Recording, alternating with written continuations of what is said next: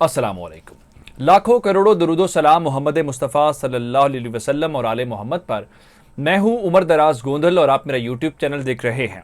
नाजरीन, चाइना ने super power बनने के लिए अपनी जो स्पीड है उसमें मजीद इजाफा कर दिया है। दुनिया के अंदर जो बड़ी ताकतें हैं उनके पास जो एटमी हथियार हैं उसमें मुख्तलिफ वेराइटीज़ हैं और उनकी तादाद सैकड़ों या हज़ार से भी ऊपर है। और मैंने आपको एक वीडियो के अंदर बताया था कि अमेरिका अपनी जौहरी फोर्स को मजीद अपडेट करने जा रहा है और 140 अरब डॉलर उनके फंड्स में इजाफा किया गया है। ऐसा क्या हो सकता है कि चीन को इसका इल्म ना हो और चीन इससे पीछे रह जाए? चीन इससे आगे बढ़ के अमेरिका के ऊपर शॉट लगा रहा है और दो ऐसी खुफिया तनसीबात के मुतालिक खबर हमारे पास आई है जो अमेरिका के रोंगटे खड़े करने के लिए काफ़ी है। और उस खबर के मंजर-ए-आम पे आने के बाद और जो साइंटिस्ट ने उसके बारे में बताया है कि उसका क्या मकसद है या उसके अमेरिका के ऊपर क्या असरात हो सकते हैं, पेंटागन के अंदर थरथल्ली मची हुई है। दूसरी बड़ी खबर सुनिए कि अमेरिका का मीडिया ये बता रहा है, ये कोई आम पाकिस्तान इंडिया का मीडिया नहीं है, कि अफगान तालिबान ने स्पीड तेज कर दी है जो इलाके वो अपने कब्जे में ले रहे हैं। और क्या वजूहात हैं ये भी बयान कर दी हैं कि 5 महीने हो गए हैं कि जो अफगानिस्तान की पुलिस है उसको तनख्वाहें भी नहीं मिल रही। और इसके अलावा जो पीस प्रोसेस टर्की के अंदर शुरू हुआ था, इस्तांबुल कॉन्फ्रेंस, जो पोस्टपोन कर दी गई थी और अफगानिस्तान के तालिबान ने उसमें शिरकत नहीं की थी। अब उस कॉन्फ्रेंस को लेकर तालिबान ने कुछ शराइत रख दी हैं और फिर अशरफ गनी साहब बड़े पुरुम्मीद थे कि शायद उनका इक़्तिदार जारी रहेगा। उनके लिए बुरी खबर आई है कि शायद उनके इक़्तिदार के दिन बहुत थोड़े हैं। मैं सबसे पहले आपसे गुजारिश करूंगा कि हमारा यूट्यूब चैनल सब्सक्राइब कर लीजिए, बेल आइकन के ऊपर क्लिक कर लीजिए ताकि हमारी आइंदा आने वाली वीडियोस बर वक्त तक आप तक पहुंचे। सबसे पहले बात करते हैं चीन की। इस वक्त अमेरिका के पास जो एटमी हथियारों की तादाद है वो 1500 से ज़ायद है। और अगर आपको ये बताया जाए कि जो इस वक्त चीन की पोजीशन है और चीन जो है अगर अपने एटमी हथियारों की जो नंबर है उसको डबल करने जा रहा है तो आप इस खबर को यकीनन एक परेशान कुन खबर के तौर पे लेंगे। खबर हमारे पास ये आई है कि चीन ने 2 जौहरी रिएक्टर जो अभी तक खुफिया हैं उनको मंजर-ए-आम पर नहीं लाया गया, उसकी तामीर जारी है। उसके मुतालिक जो इंकशाफात सामने आए हैं उस पर अमरीकी साइंसदान बहुत परेशान है क्योंकि जो टेक्नोलॉजी इस्तेमाल की गई है वो टेक्नोलॉजी बहुत मुनफरिद है और वो टेक्नोलॉजी अमरीका भी इस वक्त इस्तेमाल नहीं कर रहा, लेकिन चीन उस टेक्नोलॉजी के साथ खड़ा है और ये एक जजीरे के ऊपर सारा खेल खेला जा रहा है। ये चैंगबाओ के नाम से फुजियान प्रोविंस के अंदर इनका जजीरा है और वहां पे 2 जौहरी रिएक्टर्स कायम किए गए हैं। उनके मुतालिक बताया गया है कि वो 2023 और 2026 तक काम करना शुरू कर देंगे। इनको ब्रीडर रिएक्टर के तौर पे जाना जाता है और चाइना फास्ट रिएक्टर 600 के नाम से यानी CFR 600 के नाम से भी इनको जानते हैं। अब इनकी खास बात क्या है? ये इस्तेमाल से ज़्यादा फ्यूल पैदा करते हैं, यानी वो वैसा फ्यूल पैदा करते हैं जो आमतौर पे रिएक्टर्स उतना ही फ्यूल पैदा करते हैं जो उनके इस्तेमाल में आ जाता है, लेकिन ये उससे ज़्यादा पैदा कर रहे हैं।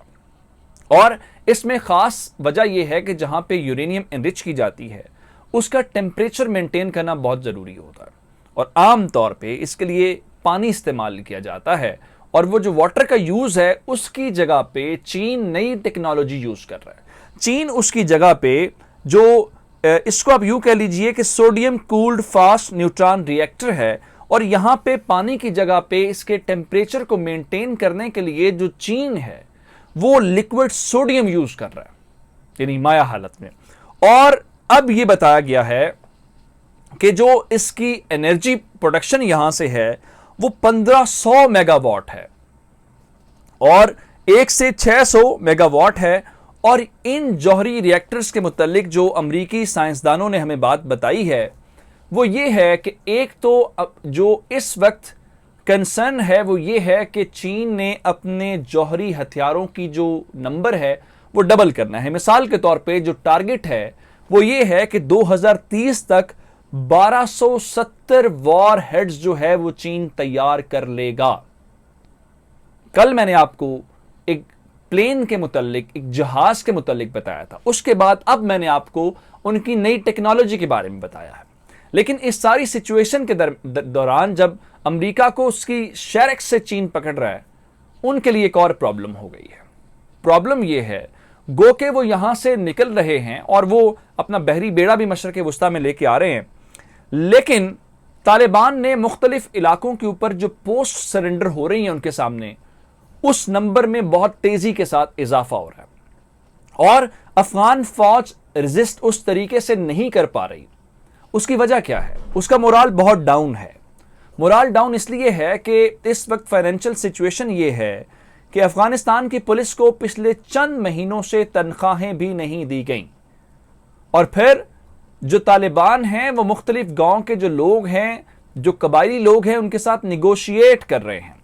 जब निगोशिएट कर रहे हैं तो कबायली रवायात के तहत वो गांव वाले अफगानिस्तान की हुकूमत की बजाय तालिबान के रिट को तस्लीम कर रहे हैं।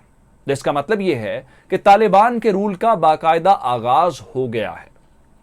इसी दौरान तालिबान ने एक और चीज बताई है कि जो इस्तांबुल कॉन्फ्रेंस के लेके उन्होंने 3 प्री कंडीशंस बताई हैं, यानी अगर ये शराइत होंगी तो वो पीस प्रोसेस में शिरकत कर सकते हैं। पहली ये है कि जनाब ये शॉर्ट टाइम के लिए कॉन्फ्रेंस होनी चाहिए। ये अप्रैल के महीने में होनी थी और 10 दिन का टाइम सेट किया गया था, लेकिन अब तालिबान कहते हैं कि 10 दिन के लिए अवेलेबल नहीं है, वो ज्यादा से ज्यादा 3 दिन वो शिरकत कर सकते हैं। दूसरी बात ये बताई गई है और इस शर्त के साथ इस कॉन्फ्रेंस का मकसद ही मर जाता है। तालिबान ये कह रहे हैं कि हमारा मुतालिबा ये है कि इस कॉन्फ्रेंस के दौरान जो क्रिटिकल इश्यूज हैं, जो मेजर इश्यूज हैं, उनके ऊपर कोई डिसीजन मेकिंग नहीं होगी। अगर डिसीजन मेकिंग नहीं होनी तो प्रेस कॉन्फ्रेंस का पर्पस क्या है? इससे आप अंदाजा लगाएं कि तालिबान अब किसी से निगोशिएट करने के मूड में नहीं है। अब आ जाते हैं तीसरे मामले के अंदर। तीसरा मामला यह है कि वो कह रहे हैं कि पहले तो जो हुआ सो हुआ, अब हमारा लोअर लेवल का डेलीगेशन जाएगा, यानी जो मरकजी क़यादत है उनमें से कोई नहीं जाएगा। गो के तालिबान ने अभी लोअर लेवल के अंदर भी नहीं बताया कि कैटेगरी बी से जाएगा, सी से जाएगा, किस कैटेगरी से जाएगा। और इस सारी सिचुएशन के दौरान जो एंटनी ब्लिंकन का जो पीस प्रपोजल था, उसको लेके अफगान सदर अशरफ गनी के ऊपर दबाव बढ़ रहा है और लोग ये कह रहे हैं कि वो सिर्फ ताकत की हवस की वजह से अफगानिस्तान को सरेंडर करवा रहा है तालिबान के सामने।